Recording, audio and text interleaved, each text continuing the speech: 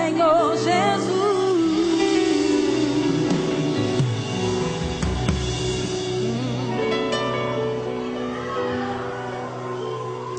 A primeira vez que eu tive experiência com os anjos de Deus na adoração foi na casa de oração da minha avó.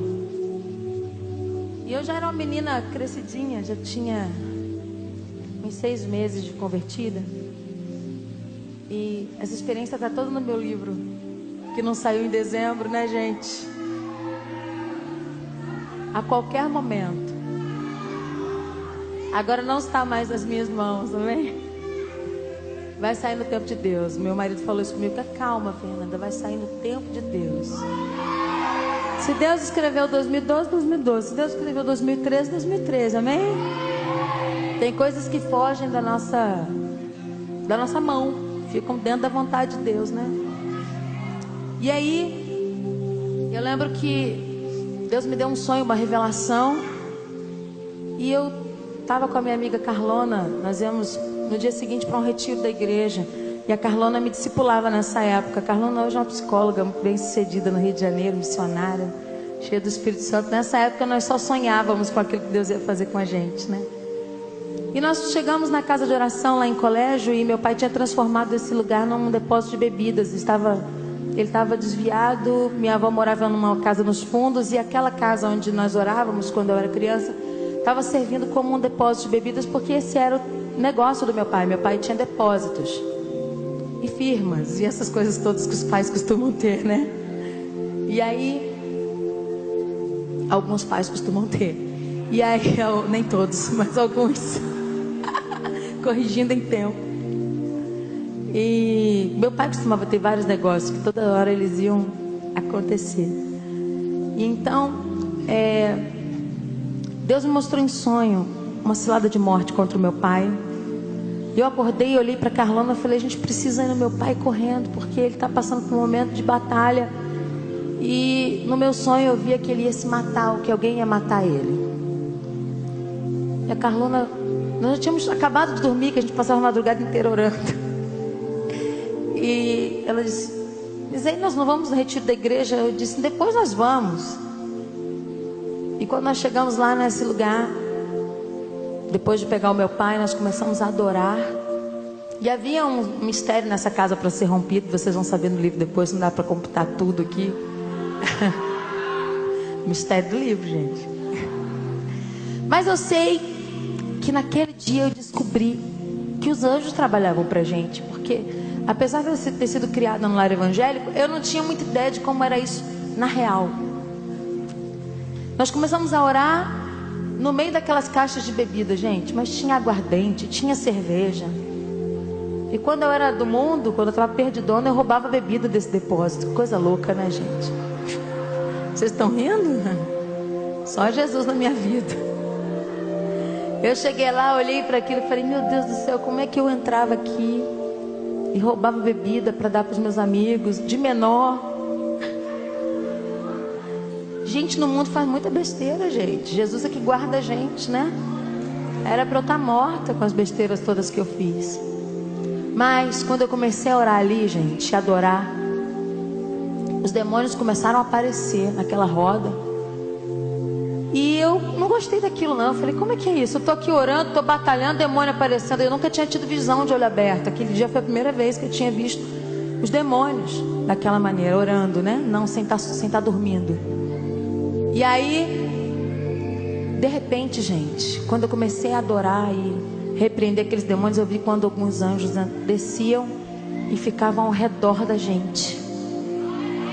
E aqueles anjos, eles fecharam um círculo ao redor de mim e das meninas que estavam comigo ali, porque eu sempre andava em bando, né? Adoro andar em bando. Olha só o que aconteceu.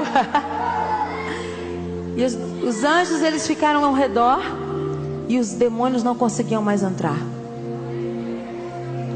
Eu falei: mas que negócio poderoso esse negócio chamado oração.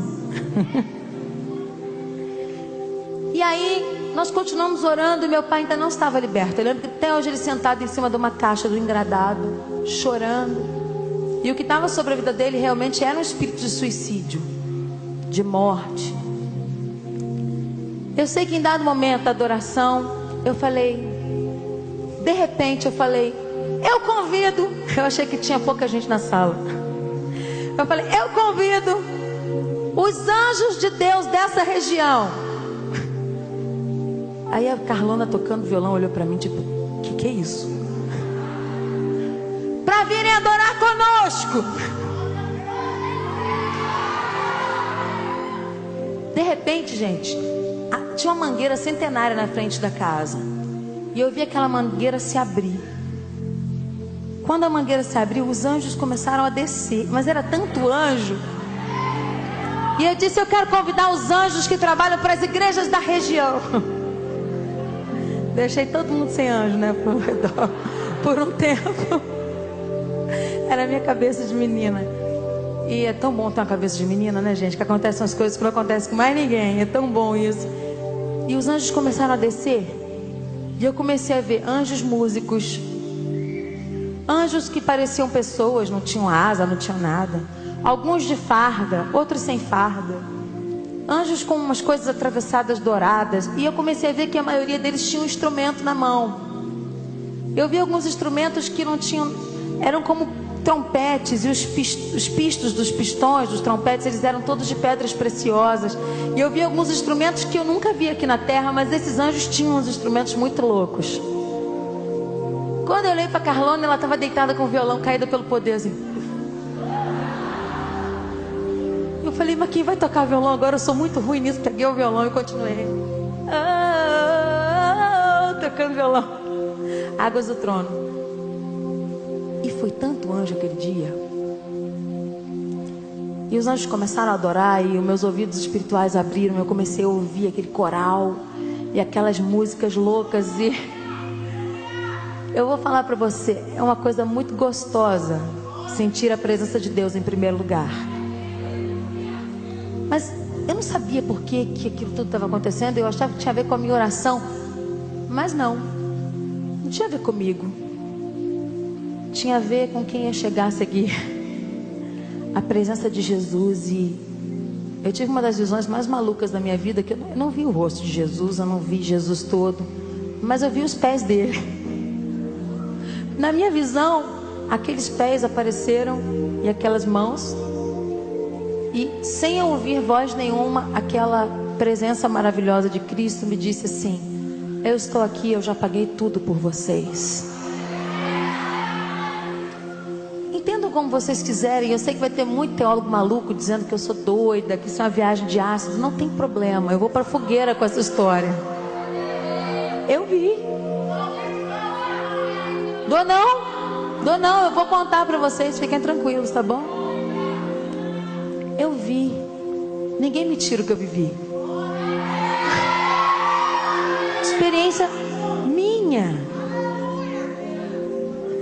Algumas a gente conta, outras não. Nunca mais eu vi, gente. Foi uma experiência única há 20 anos atrás.